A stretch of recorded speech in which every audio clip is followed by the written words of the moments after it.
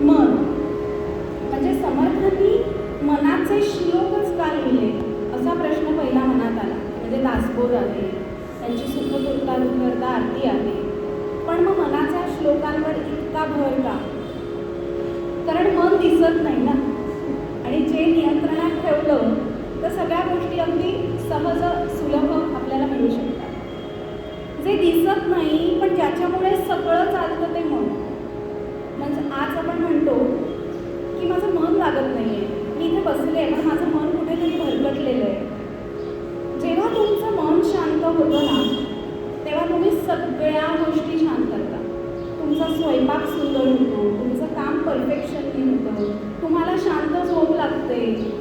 आणि जेव्हा तुमचं मन आणि शरीर यांचा जेव्हा संबंध तुटतो तेव्हा एन्झायटी, डिप्रेशन, भ्रम हे निर्माण होतात. आणि समर्थांनी सांगितलं आहे की मनाचे श्लोक त्यासाठीच आहेत की तुमच्या मनाचा लगाम तुम्हाला तुमच्या हातात ठेवायचा आहे. भगवान गोपाळकृष्ण हे अर्जुनाचे सारथी असतात. जेव्हा रणांगणामध्ये युद्धामध्ये अर्जुनाला प्रश्न पडतो की अरे हे माझेच नातेवाईक आहेत, आता मी यांच्यापुढे कसा लढायला उभा राहू, माझेच काका आहेत. कृष्ण सांगतो नाही, हे तुझं कर्तव्य आहे, हे अकर्म आहे, हे तुला करायचं आहे. आणि त्याच्या मनाचा लगाम त्याला पकडायला सांगतो की हे तुला करायचं आहे, कारण हे तुझं कर्तव्य आहे. आमच्या गुरुमाऊली लीलाताई कर्वे ज्यांनी आम्हाला गुरुभक्ती करायला शिकवली, ज्यांनी सांगितलं की तुम्ही माणसामध्ये देव बघा, ज्यांनी सांगितलं की तुम्ही कर्तव्यामध्ये मला बघा, या पंचमहाभूतांमध्ये मी आहे, तिथे मी जागतो. एकच श्रद्धास्थान आणि एकच विश्वास ठेवा, आणि रात्री झोपताना तुम्ही मला एकदा हाक मारा, कृष्णा ये, ओम नमो भगवते वासुदेवाय. आणि ह्याचा विचार करत असताना समर्थांच्या मनाच्या श्लोकांमधली एक ओवी डोळ्यासमोर आली. प्रभाते मनी रामचिंतित जावा, पुढे वैखरी रामाधी बलावा. मग मी म्हटलं की प्रभाते रामचिंतित जावा म्हणजे प्रभाते मनी रामचिंतित जावा म्हणजे सोपं वाटलं ना की अरे हो, सकाळी उठल्यावर प्रभू श्रीरामांचं नाव मुखात घ्यावं. आणि पण म्हटलं इथे गुरुमाऊली सांगतायत सगळं कर्तव्य झालं, रात्री झोपताना तुम्ही मला हाक मारा, मग खरी प्रभात कुठली असा मनात प्रश्न पडला. की म्हणजे झोपेत न उठतो ती प्रभात का मनामधल्या षटरिपूंचं आवरण निघून गेल्यावर होणारी प्रभात. म्हणजे स्वतःच्या मनावरती तुम्हाला नियंत्रण मिळवता येतं, ती खरी प्रभात झाली आणि तुमच्या मनामधला राम तुम्हाला कळला. आपण बघत असतो की रोज आपण जगतो, पण ज्या दिवशी आपल्या मनामध्ये आपल्याला ती भावना कळते की आपण हे जगतो, ह्याला कारण परमेश्वर आहे आणि आपलं पूर्वसंचित आहे. म्हणजे आपण म्हणतो की माझ्याच पाठी हे सगळं का, मीच का हे सगळं भोगायला, माझ्या मनामध्येच हे विचार का येतात, मलाच हे सगळे कष्ट का. तर हे सगळं का आहे तर तुमचं पूर्वसंचित आहे. तुम्ही उलट थँक्यू म्हणा, जे तुम्हाला काही बोलतात त्यांना म्हणून थँक्यू, माझं एक पारडं सुटलं, मी पुढे चालू लागले, मला परत जन्म मिळणार का मला मोक्ष मिळणार हे माझं कर्म ठरवतं. म्हणून कायम अकर्म करा. अकर्म म्हणजे काय, कशाचंही श्रेय आपल्याकडे घेऊ नका. चांगलं काय वाईट काय, जेव्हा तुमच्यामध्ये मीपणा येतो ना, शून्य अनेक वेळा उत्तरं द्यावी लागतात. जेव्हा छत्रपती शिवाजी महाराजांना थोडासा गर्व झाला तेव्हा समर्थांनी त्यांना जाणीव करून दिली की हे तू करत नाहीयेस, आणि म्हणून आयुष्यामध्ये आपल्याला समर्थांसारखे गुरु हवेत. आज या ओव्या 205 ओव्या आहेत मनाच्या, पण या पाठ केल्या, रोज आपण यातील ओव्या म्हटल्या तर आपल्याला कोणत्याही सायकोलॉजिस्टची गरज लागणार नाही. आज आपण बघतोय बाहेर असं आहे की मुलं छोट्या छोट्या गोष्टींमध्ये रागवत आहेत, नको नको त्या गोष्टी करतायत. मग त्यांचं मन त्यांना का अडवत नाही. म्हणजे एखाद्या माणसाला चोरी करताना त्याचं मन कसं अडवत नाही, हाच मला कायम प्रश्न पडतो. की आपण एखाद्याचा डब्यातलं जरी काही चोरून खायचं म्हटलं तरी आपल्याला प्रश्न पडतो की अरे हे कसं खायचं, आपलं नाही आहे ना हे, आपण का खाऊ. मग त्या चोराच्या मनात हे काय कदाचित हे त्याचं पूर्वसंचित होतं किंवा त्याच्या आईवडिलांकडनं जे त्याचे माध्यम आहेत खरं हे सगळं शिकवण्याचे त्यांच्याकडनं त्याला मिळत नाही आहे का? मनाच्या श्लोकांमध्येच हा एक असा उल्लेख आहे की सुदाम्याचे जे पोहे खाण्याची एक गोष्ट आलेली आहे की सुदामा म्हणजे गुरु सांदीपनी ऋषींच्या इथे जेव्हा श्रीकृष्ण आणि सुदामा हे शिकायला गेलेले असतात आणि पोहे खायचा जेव्हा भूक लागते तेव्हा सुदामा श्रीकृष्ण त्याच्या मांडीमध्ये झोपले असतात आणि पोहे खायला लागतात आणि श्रीकृष्ण उठतात आणि म्हणतात की अरे गुरुमाऊलींनी काही आपल्यासाठी भूक लागल्यावर खायला काही दिलं आहे का रे? नाही नाही काही नाही आहे. मग तू काय करतोयस? हे काय आवाज कसला येतोय? तर ते म्हणाले मी विष्णू सहस्रनाम म्हणतोय. खरं तर पोहे खात असतो सुदामा. आणि नंतरचा पार्ट आपण आयुष्यामधला त्याच्या बघतो की रोज विष्णू सहस्रनाम म्हणतोय पण त्याची फलश्रुती काही होत नाही आहे. आणि मग तेव्हा त्याच्या आयुष्यामध्ये भगवान श्रीकृष्ण येतात, त्याच्या पायाला काटे लागलेले असतात, ते पाय त्याचं स्वच्छ धुतात, त्या मित्राचा पाय हातात घेऊन त्याला मांडीवर झोपवतात. म्हणजे कर्म कोणालाही चुकलेलं नाही आहे.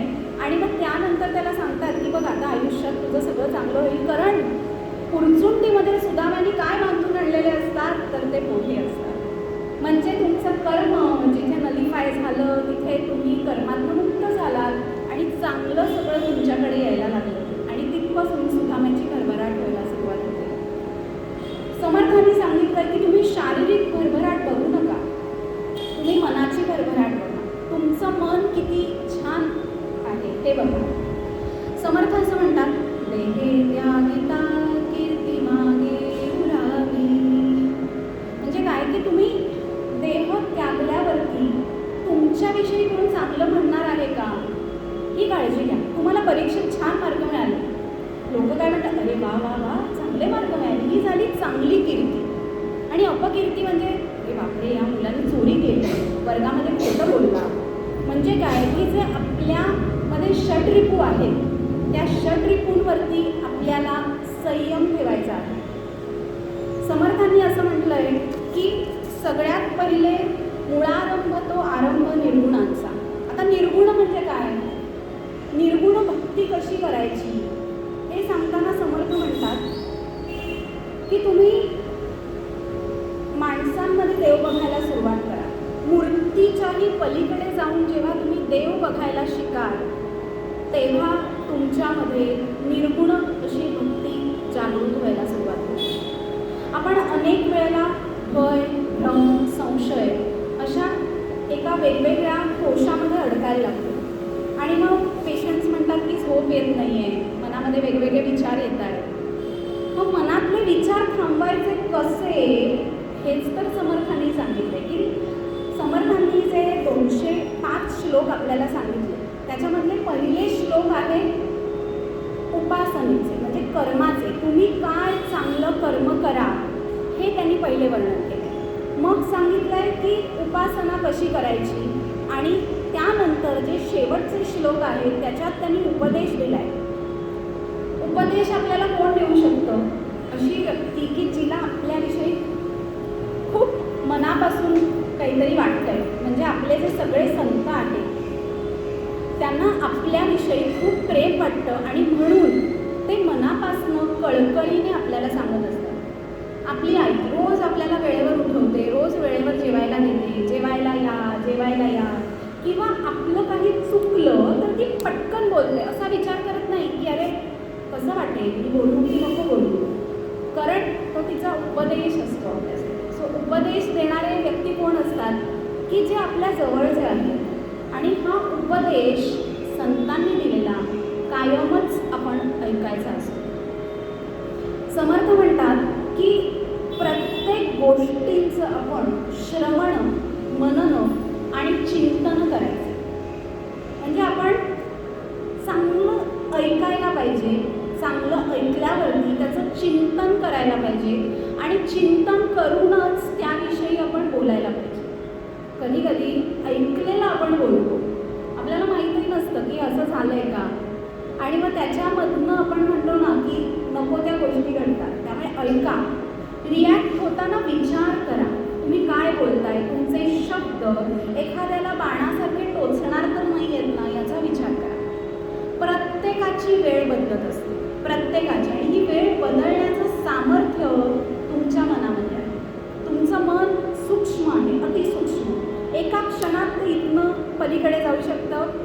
किंवा निरोगी मनाकडनं ते रोगी मन पण होऊ शकतं आणि म्हणून आपण मनाचे श्लोक ऐकायला हवे.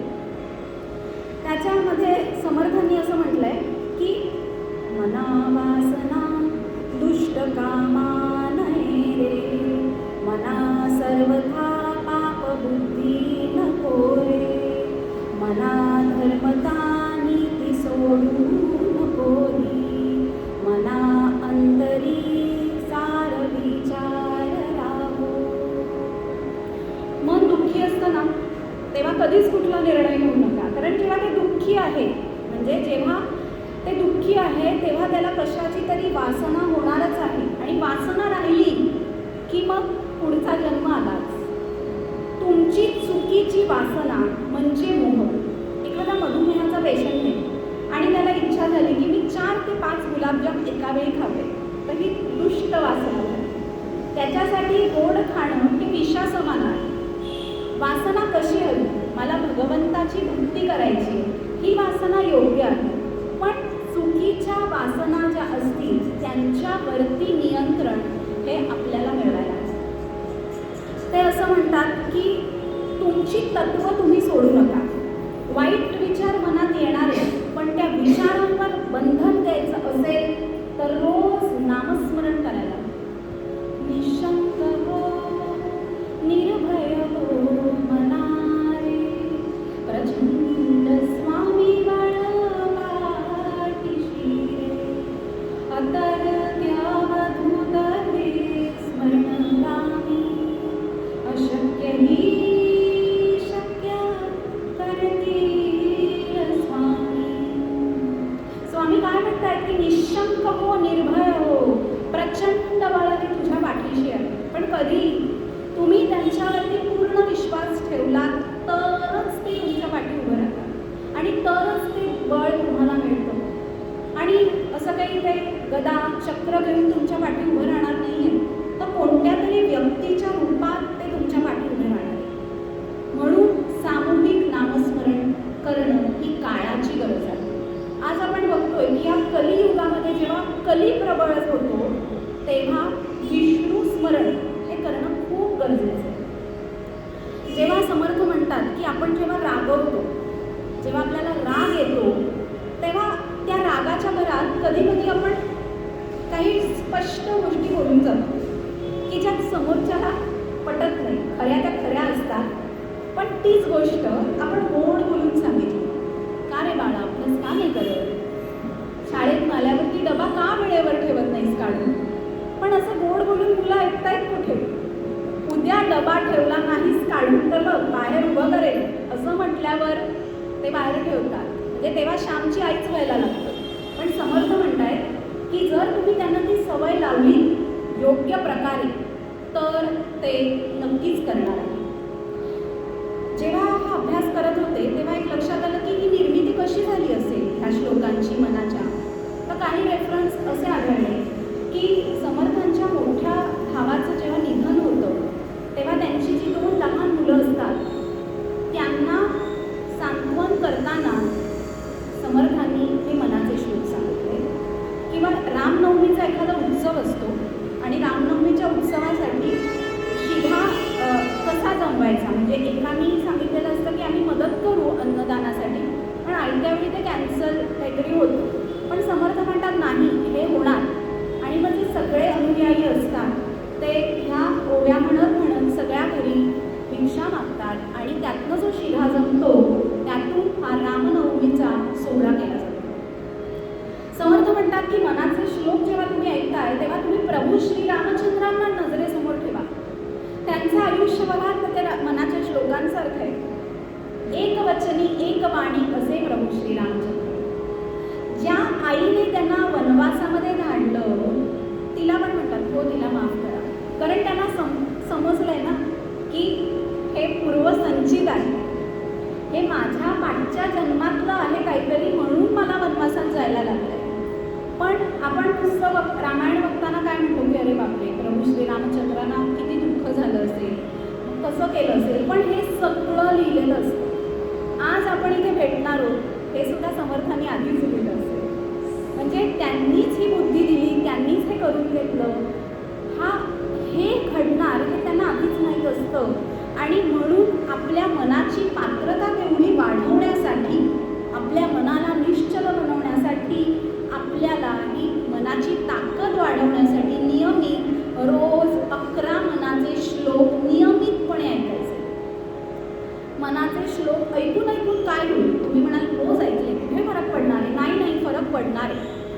ज्या लयबद्धतेमध्ये आपण हे मनाचे श्लोक म्हणतो, म्हणजे उदाहरणार्थ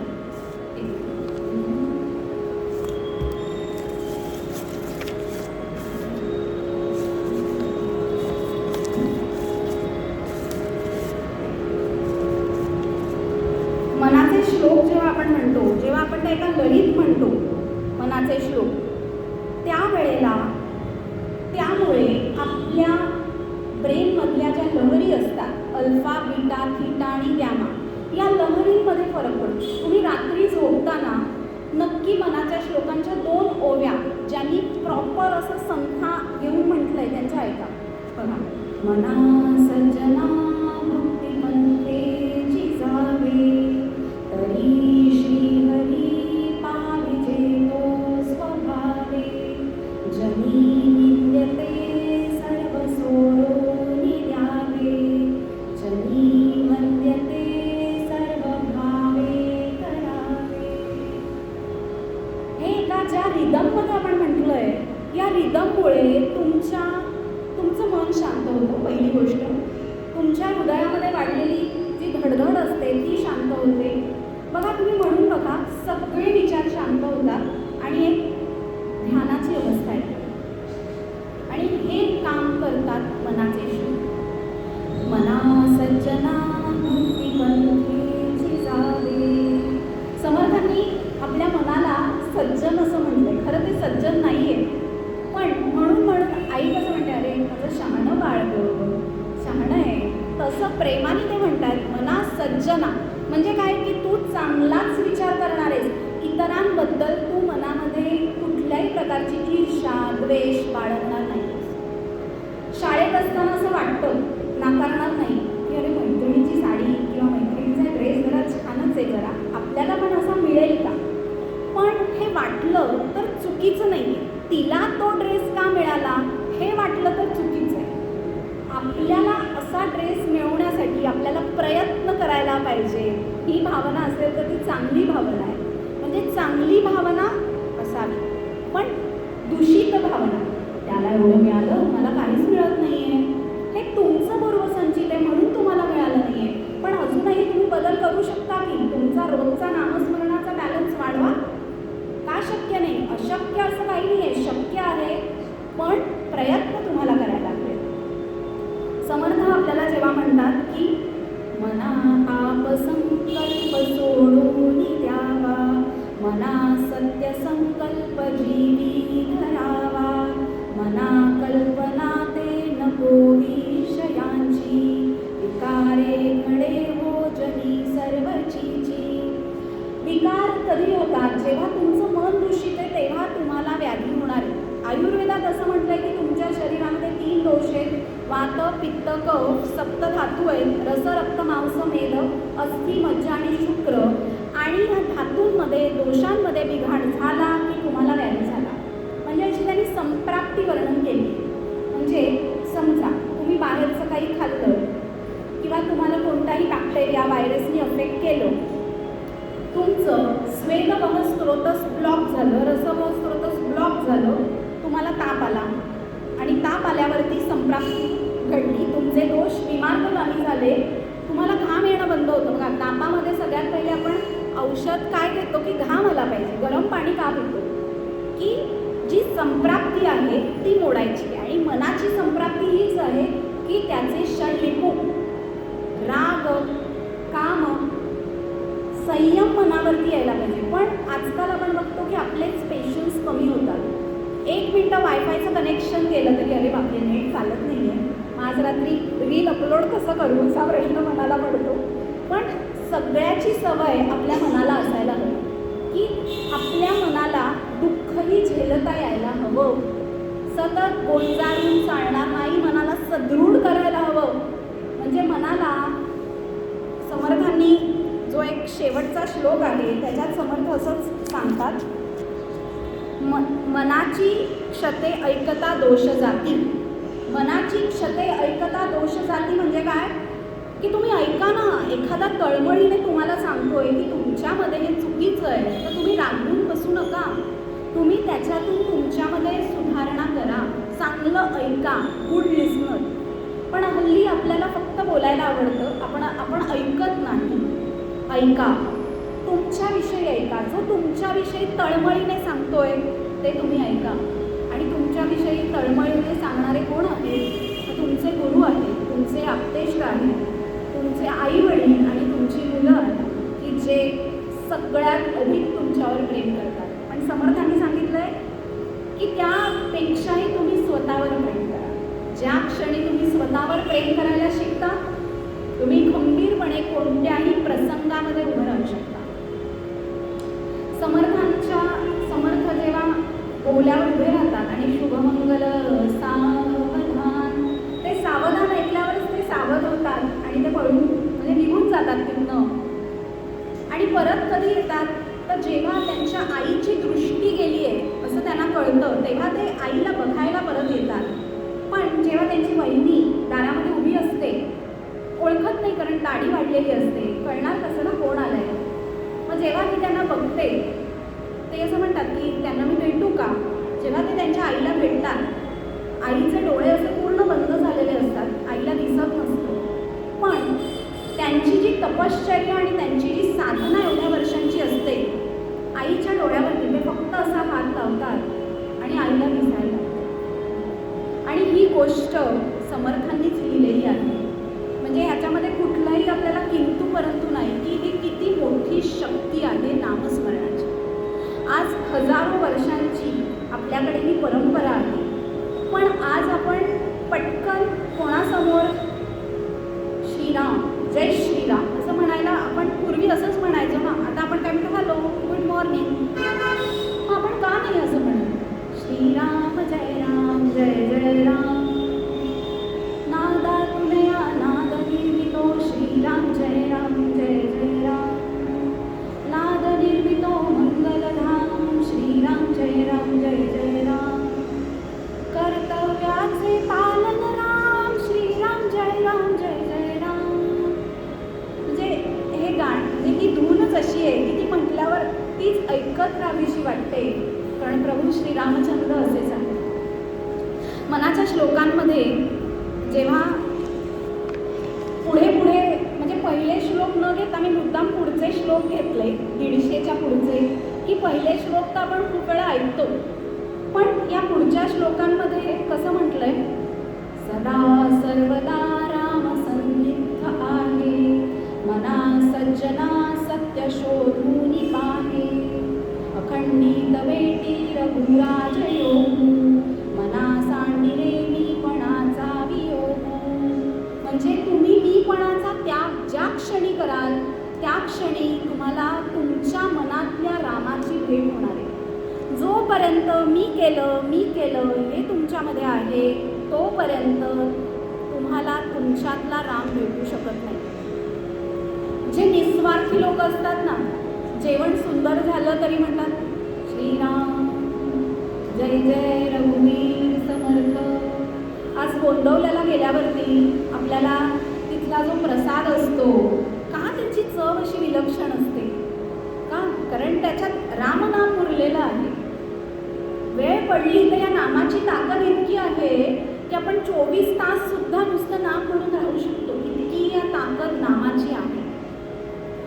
जर आपण म्हणतो ना की शेवटच्या क्षणी विचार करू, आई कायम त्या केरसुणीची गोष्ट सांगायची की एक ते आजोबा असतात, मरण्याच्या वेळी केवा केवा म्हणजे कळत नाही की काय नक्की हवं आहे, तर त्यांना असं म्हणायचं असतं की वासरू केरसुणी खातंय, तर त्याकडे लक्ष द्या. तर मरायच्या क्षणी तुमची ओढ कुठे हवी, जर मोक्षप्राप्ती हवी आहे तर तुमचं लक्ष हवं त्या भगवंता चरणी. मुखामध्ये फक्त नाम हवं, श्रीराम जय राम, जय जय राम.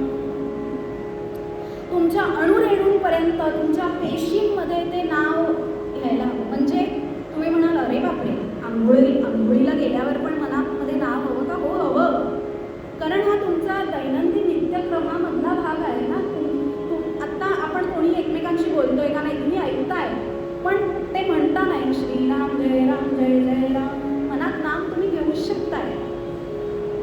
वैखरीमधनं आलेलं नाम आहे, हे ज्या वाणीच्या पलीकडचंही जे नाम आहे ना, ते तुम्हाला त्या पैलतीरी घेऊन जाणार आहे.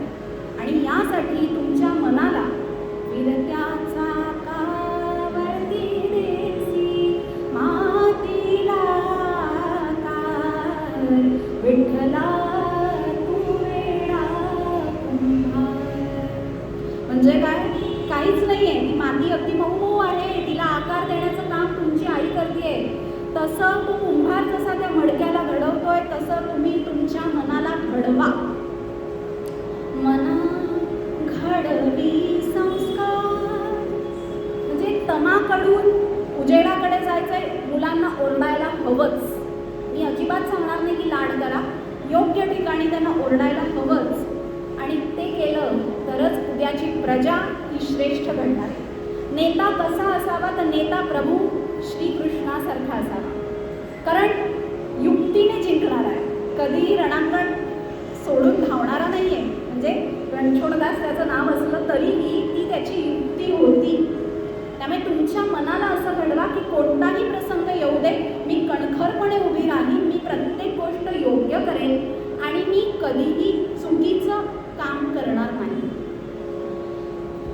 समर्थांनी असं म्हटलंय की सदा सर्वदा देव सन्निध आहे, कृपाळूपणे अल्पधारिष्ट्य पाहे. म्हणजे तो तुमचं धारिष्ट्य बघतोय की तुम्ही देवाला तुमच्या जवळ मानताय का, आणि तो तुमच्या जवळ आहे ही भावना तुमच्या मनामध्ये आहे का. म्हणजे काय, माझा देव येईल, हो मी इथे बसलोय, नाही नाही नाही असं चालणार नाही. तुम्ही प्रयत्न करा, तुमच्यामधलं धारिष्ट्य दाखवा. आणि धारिष्ट्य दाखवण्यासाठी महत्त्व काय आहे, तुमचं शरीर. आणि मग शरीर मजबूत कशाने होईल, व्यायाम. समर्थांनी सगळ्यात महत्त्व सांगितलंय तर व्यायामाला सांगितलंय. आय थिंक समर्थांनी ज्या 11 मारुतींची स्थापना केलेली आहे, आम्ही चाफळ इथल्या त्या मारुतीचं दर्शन घ्यायला गेलेलो. म्हणजे खरंच भव्य दिव्य अशी ती प्रतिमा आहे. आणि भीमरूपीमध्ये पण तेच सांगतात की शरीर जर निरोगी असेल तर मन निरोगी, आणि मन निरोगी आहे तर शरीर निरोगी आहे. म्हणजे हे बॅलन्स करण्याचं काम आपलं आहे. जर तुम्ही वेळेवर जेवला नाही तर तुमचं म्हणजे तुम्हाला भूक लागलेली असते, अशा वेळी तुम्ही एकदम म्हणजे तुमच्यातलं ओझ कमी झालेलं असतं, मग तुमचं मन कसं चांगलं राहील. कारण आपण तर योगी नाही होत ना, आपण अजूनही माणूसच याच्यात. आपल्याला अन्नसेवन करायला लागतं. आणि म्हणून शरीर जर उत्तम असेल तर तुमचं मन उत्तम राहणार आहे. आणि मनाला उत्तम ठेवायचं असेल तर शरीराने व्यायाम करायला हवा, तर रात्री शांती झोपणार आहे. समर्थ असं म्हणतात, नको रे मना क्रोध हा खेदकारी. म्हणजे भल्यासाठी एखाद्याला ओरडणार असाल, जरूर ओरडा, हा क्रोध चांगला आहे. कधी कुठली गोष्ट कशी हवी याचं विवेचन या श्लोकांमध्ये समर्थांनी केलेलं आहे. समर्थांविषयी एक जो श्लोक आहे, शुकासारिखे पूर्ण वैराग्य ज्याचे, वसिष्ठा परिज्ञान योगेश्वराचे, कवी वाल्मिका सारिखा मान्य ऐसा, नमस्कार माझा सद्गुरु रामदासा. जय जय रघुवीर समर्थ. म्हणजे वसिष्ठ मुनींसारखा आध्यात्मिक ज्ञान ज्यांचं आहे, वाल्मिक कवींसारखा ज्यांना मान आहे आणि ज्याचं वैराग्य सुद्धा इतकं श्रेष्ठ आहे, अशा श्री समर्थ रामदासांना मी मनापासून नमस्कार करतो. म्हणजे ज्यांची व्याप्ती अथांग समुद्रासारखी, म्हणजे मनाचे श्लोक 1 तासात किती आणि काय सांगू असा प्रश्न आहे. पण मनाचे श्लोक आपल्याला काय सांगतात, तर तुमचं मन ही एक युद्धभूमी आहे. द्वंद्व सतत मनामध्ये सुरू आहे, हे करू का हे करू, हे करू का हे करू. तर हे द्वंद्व पहिले थांबवा. मनावरती नियंत्रण मिळवण्यासाठी मनाचा लगाम तुम्ही धरा. दुसरं, जे तुम्ही पेरणार आहात तेच उगवणार आहे. आपण तुळशीचं बी लावलं तर तुळसच येणार आहे ना. तुळस पेरून काही गहू येणार नाहीये. जे पेरणार आहात तेच येणार आहे. तुम्ही अमर आहात का? नाही, इथे कोणीही अमर नाही. जे जे आले ते मृत्यूपंथी गेलेच आहे. आपण अगदी आपण असं सांगतो की बापरे ते देवाघरी गेले, पण त्या लाईनीमध्ये पुढे आपणही जात असतो. त्यामुळे आयुष्यातला प्रत्येक क्षण आनंदाने जगा. आनंद असा असावा की तो कायम स्मरणात राहावा. गुंतून राहू नका, तुमच्या मनाला कशातही गुंतवू नका. तुम्ही म्हणाल की बरोबर आहे, वयाचे टप्पे आयुर्वेदाने सांगितलेत ना, बाल्य, तारुण्य, वार्धक्य. 70 नंतर मन गुंतवायचं नाहीच. साडी वगैरे घेऊन टाक, हो स्वयंपाकघर तुझं आहे, आजपासून तुझे करशील ते मला आवडणार आहे. मन गुंतवू का नका? जर ते गुंतवलं तर वेदना अधिक होणार आहे. मग गुंतवायचं कशात? तर त्या प्रभू श्रीरामांमध्ये, जो तुमच्यामध्येच आहे, तुमच्यामध्येच ती ओंकार शक्ती आहे, तिला त्यामध्ये तुम्ही ते मन गुंतवा. म्हणजे प्रत्येकानेच ते गुंतवावं. 20ला मुलगा असू दे, 70ला कोणी असू दे, प्रभू नामामध्येच मन गुंतवावं. आणि मग बघा, खडबडीत रस्ता एकदम इझी होऊन सरळ सपाट होतो. मन दिसत नाही पण अदृश्य असलं तरी सुप्तपणे सगळा कारभार तेच चालवत असतं. आणि म्हणून या मनाला नियंत्रणात ठेवणं खूप महत्त्वाचं आहे. मनाला लागलेली जखम आपल्याला दिसत नाही, पण या आठवणींच्या जखमा सतत बाहेर येत असतात. आपण म्हणतो की जिभेने बोललेला शब्द हा मनाला बाणाप्रमाणे टोचतो. त्यामुळे काळजी घ्या, कोणालाही दुखवू नका. इच्छाशक्ती प्रबळ असावी असं समर्थांनी सांगितलंय की तुम्ही इच्छेवरती जगही जिंकू शकता. जर तुम्ही ठरवलं की या व्याधीतनं मी पूर्ण बरी होणार आहे, तर तुम्ही बरे होता. असे अनेक व्याधी आहेत की जे बरे होत नाहीत पटकन, किंवा मनाला खूप भीती वाटते. कॅन्सर, असे भयानक वेगवेगळे रोग आजकाल आपल्याला दिसतात. आणि या वेळेला मनाची इच्छाशक्ती प्रबळ असेल तर त्या प्रबळ इच्छाशक्तीच्या मार्गावरती मन पुढे जाऊ शकतं. काम, क्रोध, लोभ, मोह अशा षड्रिपूंपासून आपल्याला दूर राहायचं आहे. समर्थ असं म्हणतात की जेव्हा तुम्हाला कोणी काही बोलतं, एखाद्याने तुमचं मन दुखावलं, तर हो तुम्ही उत्तर द्या. ते असं नाही सांगत आहेत की तुम्हाला कोणी एक थोबाडीत मारली तर तुम्ही दुसरा काल पुढे करा. तुम्ही त्यावेळी त्या व्यक्तीशी तसं वागा, पण ते झालं की परत तुम्ही तुमच्या तत्वामध्ये परत या, जसाच तसे. म्हणजे ते तत्व सोडून परत नॉर्मल व्हा. पण अन्यायाविरुद्ध आवाज हा द्यायलाच हवा असं समर्थांनी सांगितलं.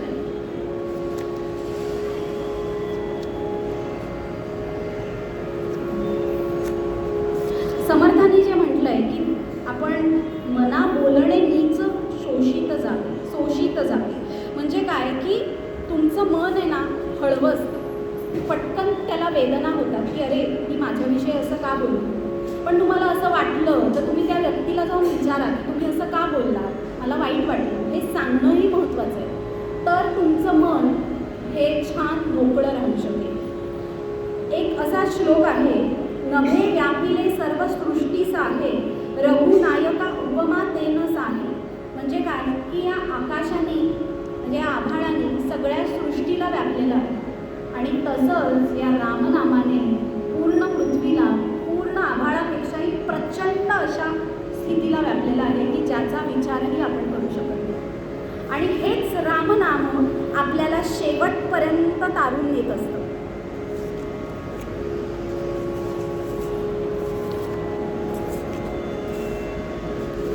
दिसे लोचनी ते नसे कल्प कोडी, अकस्मात आकारले काळ मोडी. पुढे सर्व जाईल काही न राहे, मना संत आनंद शोधूनी पाहे. म्हणजे अनंत असं काय आहे, अनंत काय राहणार आहे. समर्थ म्हणतायत की जे तुझ्या डोळ्यांना जे दिसतंय ते कल्पकोडी आहे. म्हणजे जे तुला दिसतंय ते सगळं क्षणभंगूर आहे, ते निघून जाणार आहे. पण जर ते तू नाम घेत असशील की जे अनंत आहे, जे प्रभू श्रीरामांचं नाम आहे, जर ते तू घेत असशील तर ते अनंत आहे, जे तुझ्या मनाच्या ठाई राहणार आहे. आणि म्हणून आपल्याला रोज किमान एक माळ तरी श्रीराम जय राम जय जय राम. शेवटची ओळ घेतीये, फुटेना तुटेना चळेना ढळेना, सदा संचले मी पण ते कळेना. तया एक रूपासी दुजे नसाहे, मना संत आनंद शोधूनी पाहे. म्हणजे जे दिसतंय ते सगळं नष्ट होणार आहे. आपण पूर्वी म्हटलं ना की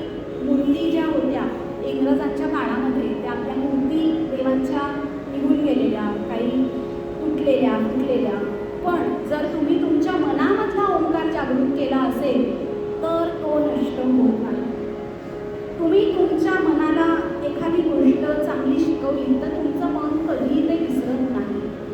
आज आपण बघतो की समर्थ रामदासांनी आपल्याला जे मनाचे श्लोक शिकवले त्याच्यात त्यांनी आपल्याला पहिलं शिकवलं की सगळ्यात पहिले आपल्याला गणाधीश जो ईश सर्वा गुणांचा, म्हणजे पहिले गणपतीची प्रार्थना आणि मग आपण पुढे करायचं. तसंच या गणपती बाप्पाची कृपा आपल्यावर कायम राहावी म्हणून आपण काय करतो, ओंकार साधना. ओंकार रूपी साधना ही आपण नियमित केल्यामुळे आपल्यामधील षटचक्र जागृत होत असतात आणि म्हणून तुमच्या मनावर नियंत्रण मिळवण्यासाठी मनाच्या श्लोकांचा अभ्यास आपण कायम करायचा. मनाचे श्लोक इतके सुंदर आहेत की ते म्हणताना आपल्याला असं वाटतं की मन आपलं त्यामध्ये गुंगून जातं. तर एक सगळ्यांनी मिळून असा श्लोक म्हणूया आणि आपण काही तुमचे प्रश्न असतील तर ते घेऊया.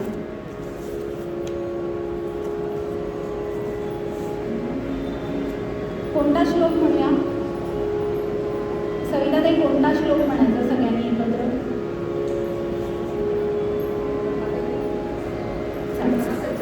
मना सज्जना भक्ती पंथेची जावे, तरी श्रीहरी पाविजे तो स्वभावे. जनी विद्यते सर्व सोडून द्यावे, जनी वंद्यते सर्व भावे करावे. जय जय रघुवीर समर्थ. खूप खूप धन्यवाद आज तुम्ही इथे बोलवलं आणि मनाच्या श्लोकांच्या पार्श्वभूमीवर बोलण्यासाठी इतकी सुंदर संधी दिली. आज तुमच्या नातवंडांना घरी जाऊन या मनाच्या श्लोकांची छोटीशी गोष्ट नक्की सांगा की त्यांच्यामध्ये मनामध्ये इच्छा निर्माण झाली पाहिजे. आजी, अगं रोज संध्याकाळी आपण देवापुढे दिवा लावतो तेव्हा तू एका मनाच्या